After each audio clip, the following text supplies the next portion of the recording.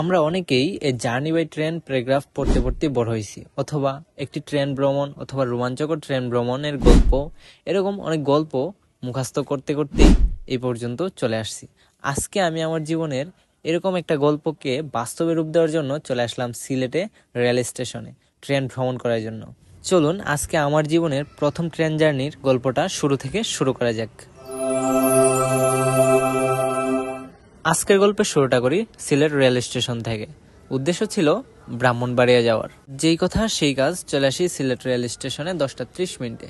10টা 30 মিনিটে এসেও ট্রেন ধরতে পারিনি, তাই আমাকে ট্রেন ধরতে হয় ঠিক 12টায়। তাই টিকিট কেটে টিকিটটি হাতে নিয়ে নিলাম যেন আর কোনো সমস্যা না হয়। আর দেখতে দেখতেই ট্রেন ছাড়ার সময় হয়ে গেল।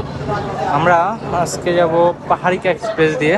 ওই যে একটা গান আছে না, স্টেশনের রেলগাড়িটা মাইপা চলে ঘড়ির কাঁটা, ঠিক সেই গানের মতো করেই ট্রেনটা একদম 12টায় ছেড়ে দেই ঢাকাগামী উদ্দেশ্যে। ট্রেনে উঠে বসার পর থেকেই মনে হলো যেন আমি একটি নতুন অভিজ্ঞতা অর্জন করার জন্য প্রস্তুত হয়ে গেছি। একটা সময় পর ট্রেনটা খুব ভালো একটা স্পিডে চলতে শুরু করে, আর আমিও জানালার পাশে বসে সেই সুন্দর বাংলার সবুজ শ্যামল দৃশ্য উপভোগ করতে থাকি। এভাবেই বাংলার হাওর বাওর গ্রামীণ দৃশ্য দেখতে দেখতে চলে আসি একটি নাম না জানা রেল স্টেশনে। তারপর নামটি জানার আকাঙ্ক্ষায় সিট কক্ষ থেকে নেমে নামটি জেনে আবার সিট কক্ষে বসলাম। এই মুহূর্তে আমরা আছি বানগাছ রেলওয়ে স্টেশন, যেটা এখান থেকে আমাদের রেলটা শ্রীমঙ্গল রেলওয়ে স্টেশনের উদ্দেশ্যে রওনা দিয়ে দিল। এটা হচ্ছে শ্রীমঙ্গল। বর্তমানে আমাদের ট্রেনটি শ্রীমঙ্গলের মধ্যে আছে, শ্রীমঙ্গলের ভেতর দিয়ে যাচ্ছে।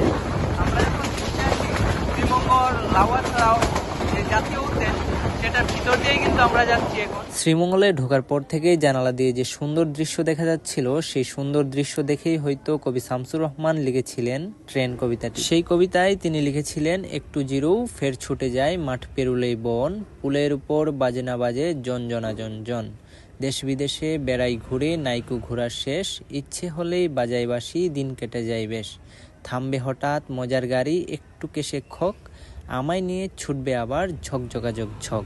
কবি শামসুর রহমানের এই ট্রেন কবিতাটিতেই রয়েছে ট্রেন ভ্রমণের গল্পটি। ট্রেন হঠাৎ থামে আবার চলে, পুলের উপর দিয়ে যখন যায় তখন ঝনঝনা ঝন শব্দ হয়। এই বিষয়টি আপনি হুবহু তখনই উপভোগ করতে পারবেন যখন আপনি বাস্তবে ট্রেন ভ্রমণ করবেন। দেখবেন কবির এই কবিতার সাথে ট্রেন ভ্রমণের গল্প সম্পূর্ণ সাদৃশ্যপূর্ণ। আপনি চাইলে ট্রেনে দীর্ঘ সময় বা লম্বা পথ ভ্রমণ করতে পারবেন, কারণ ট্রেনে অন্যান্য যানবাহনের মতো অস্বাভাবিক অস্বস্তিকর ফিল হয় না। এবং আপনাকে যদি প্রকৃতি সাড়া দেয় তাহলে আপনিও প্রকৃতির ডাকে সাড়া দিতে পারবেন। ট্রেনে সেই রকম সুন্দর সুব্যবস্থা রয়েছে। শুধু কালিনী জয়ন্তী তাই নয়, সব ট্রেনেই এই সুন্দর সুব্যবস্থাটি রয়েছে। এটা হচ্ছে আমাদের ট্রেনের বাথরুম, যেটা এখানে একটা হাইকমেট আছে, যেগুলো ট্রেনে থাকে নরমালি এইরকম হাইকমেট আছে। এদিকে একটা ছোট বেসিন আছে, তাছাড়া এখানে একটা মিরর আছে, সাবান আছে, বাকি সবকিছু ঠিকঠাক আছে টিস্যু সহ। তাই আমি আশা করি আপনাদেরও আমার মতো ট্রেন ভ্রমণে কোনো অস্বস্তি ফিল হবে না। এবং ট্রেনের মধ্যে পাবেন চা, কফি, বিস্কুট সহ সকালের নাস্তা, দুপুরের খাবার, রাতের খাবার। তাই আপনারা লম্বা ভ্রমণ করলেও খাবার নিয়ে কোনো টেনশন করতে হবে না। এবং খাবারের দামটা একটু বেশি, তবে খাবারের মান খুবই ভালো। This is not promote video because they didn't give me any free food. এটা কোনো স্পন্সরের ভিডিও নয়, কারণ তারা আমাকে কোনো রকম ফ্রি ফুড বা ফ্রি খাবার দেয়নি। আর হ্যাঁ, আজকের ভিডিওটা আর বেশি লম্বা করবো না, আজকের ভিডিওটা এই পর্যন্তই। আর আমার জীবনের প্রথম ট্রেন ভ্রমণের গল্পটা আপনার কাছে কেমন লাগলো অবশ্যই কমেন্ট করে জানাবেন। আমি চাই আমার প্রত্যেকটা সাবস্ক্রাইবারদের জীবনে এরকম সুন্দর রোমাঞ্চকর কিছু গল্প থাকুক। ভিডিওটা ভালো লাগলে আপনার পছন্দের 2 জন বন্ধুকে শেয়ার করে দিতে পারেন। আজকে ভিডিওটা এই পর্যন্তই। আর আপনার কোনো মন্তব্য থাকলে অবশ্যই কমেন্ট বক্সে জানাতে পারেন। দেখা হবে পরবর্তী কোনো ভিডিওতে। আজকের মতো বিদায়, টাটা, আল্লাহ হাফিজ।